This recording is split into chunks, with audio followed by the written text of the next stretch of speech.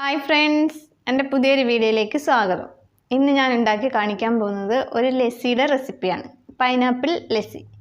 അതെങ്ങനെയാണ് ഉണ്ടാക്കുന്നതെന്ന് നമുക്കൊന്ന് കാണാം.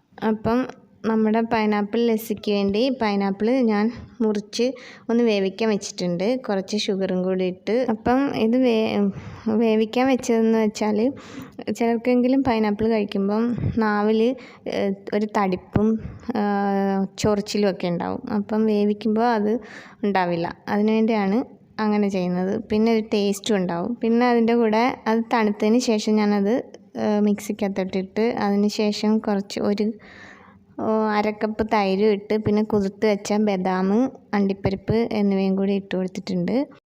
പിന്നെ നമുക്ക് മധുരത്തിന് ആവശ്യമായ ഷുഗർ, ഞാൻ ബ്രൗൺ ഷുഗറാണ് ഇട്ടിരിക്കുന്നത്.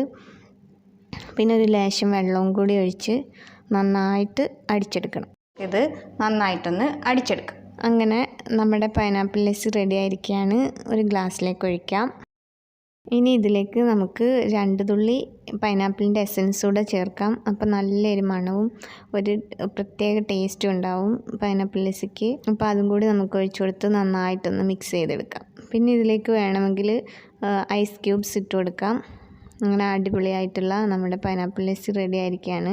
എല്ലാവരും ഒന്ന് ഉണ്ടാക്കി നോക്കണം. വാച്ച് ചെയ്ത എല്ലാവർക്കും താങ്ക് യു. ഇനി അടുത്ത നല്ലൊരു വീഡിയോയിൽ കാണുന്നത് വരേക്കും ബായ്.